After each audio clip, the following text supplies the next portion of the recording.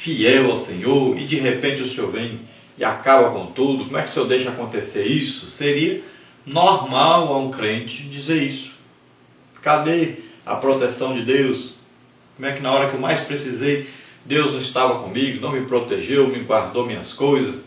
Agora perdi tudo. Sempre fui fiel a Deus e agora? Então reclamaria, diria que Deus não existe, que Deus não amava ninguém, falaria alguma coisa assim. Mas Jó não. Jó permaneceu firme na sua fé em Deus, crendo que Deus estava no controle de tudo, que Deus havia lhe dado tudo e poderia tirar tudo. Mas agora chega aí a notícia que seus filhos haviam morrido, todos de uma vez só. Imagine que tremenda notícia, ele já estava abalado. Se Jó tivesse um problema aí de coração, Jó tinha morrido naquele dia, não tinha jeito. Teria dado um colapso de repente, morrido, não tinha jeito. Então, Jó naquela hora recebeu a notícia mais triste que um ser humano poderia receber. Então a parte material ele suportou, mas agora perder os seus filhos, aqueles que ele viveu a vida inteira ali orando por eles, intercedendo a Deus por eles, o tempo todo preocupado com eles, com o futuro deles, aplicou sua vida, seu trabalho a deixar alguma coisa para os seus filhos, a deixar, além de uma herança material, ele estava querendo deixar uma herança espiritual para os seus filhos. E agora ele vê que os seus filhos todos estavam mortos. Imagine, um pai perder um filho já é uma coisa tremenda. Muitos não conseguem nem suportar direito, alguns até enlouquecem, se desesperam, alguns aí perdem o rumo da vida para frente, não conseguem mais tocar sua vida normalmente para frente. Imagine um filho, e ele perdeu, foi todos de uma vez só. Imagine que coisa tremenda a situação. Mas Jó não se desesperou. Jó não deixou de confiar em Deus, não deixou de glorificar a Deus, de exaltar a Deus, mesmo assim. Então ele permaneceu fiel a Deus, temente a Deus, guardou a sua fé, que era o mais importante. Então, num só dia, foram privados dos bens, dos funcionários e dos filhos. Qual seria a sua reação?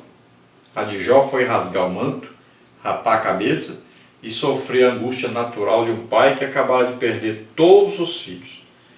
Do patrão que ficara sem os funcionários e do homem rico reduzido à extrema pobreza.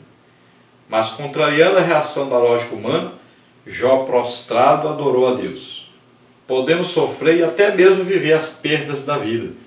Nisso somos humanos, mas devemos, a exemplo de Jó, reconhecer a grandeza e a soberania de Deus no processo da perda, ainda que soframos duramente com ela. Capítulo 1, versículo 21. Então, que atitude nós tomaríamos? Qual a nossa reação? A de Jó foi, rasgou o seu manto, como que dizendo, estou de luto, né? Sofri uma perda terrível. Então agora estou totalmente nas mãos de Deus. Então, rasgou o seu manto, rapou a sua cabeça, como sinal de tristeza, de luto, de angústia. Ele agora é como se ele estivesse se separando do resto do mundo, como exemplo para todo mundo. E ele agora sofre a angústia, a tristeza, a sua dor, que é natural a todos aqueles que perdem os seus entes queridos. Ele sofreu agora terrivelmente, mas se lembrou de adorar a Deus, se lembrou de que Deus estava no controle de tudo, e que tudo que ele tinha, que ele conseguiu na sua vida, seus filhos, seus funcionários, sua riqueza, tudo que ele tinha, ele conseguiu porque foi dado por Deus. Então ele reconheceu isso mesmo nessa hora. Veja que Satanás tinha vindo até Deus com a intenção de provar que Jó amava a Deus por causa das coisas que ele tinha. Veio com a intenção de mostrar para Deus que Jó não tinha a fidelidade por causa do seu amor a Deus, que o ser humano nunca poderia ser fiel a Deus se não fosse em troca de alguma coisa. Então, Jó aqui mostrou a Satanás que ele estava errado.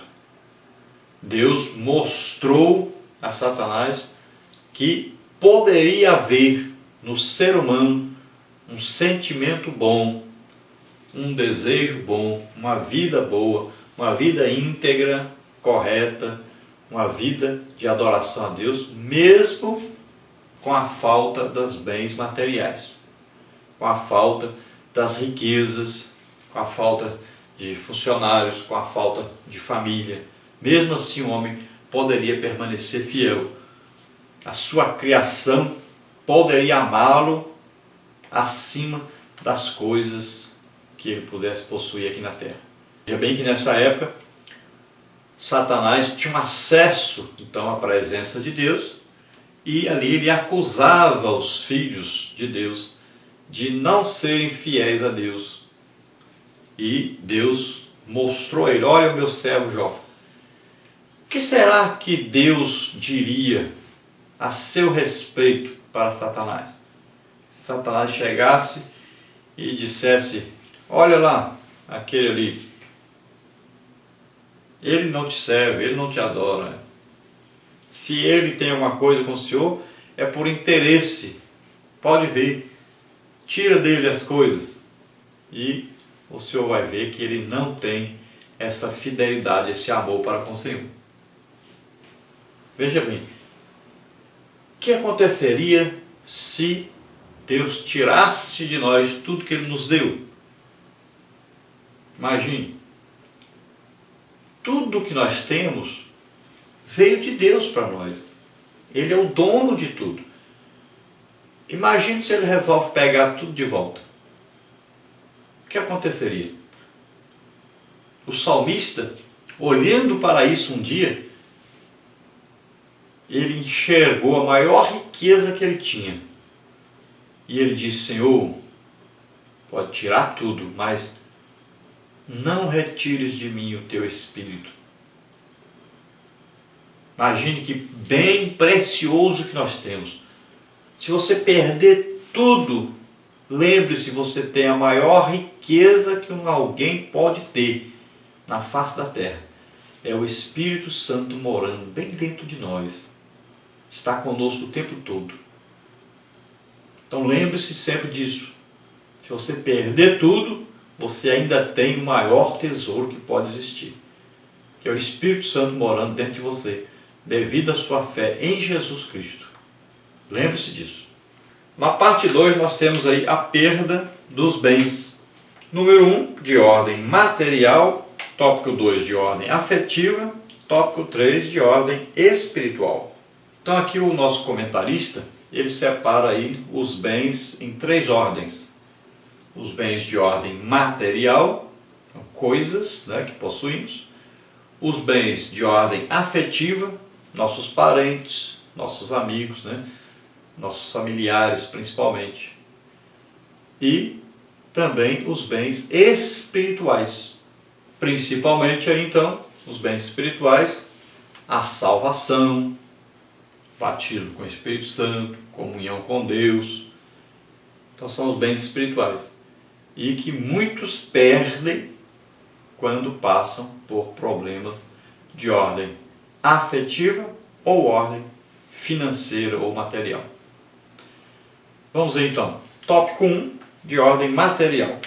Por intermédio de uma vida imediatista, alguns cristãos em momentos de perdas significativas têm dificuldade de confiar em Deus. Então o crente corre o perigo de ser imediatista, ele quer tudo agora, para hoje, para já. E aí, quando ele passa por um problema, ele tem a tendência de imediatamente se desviar da presença de Deus de deixar de confiar em Deus.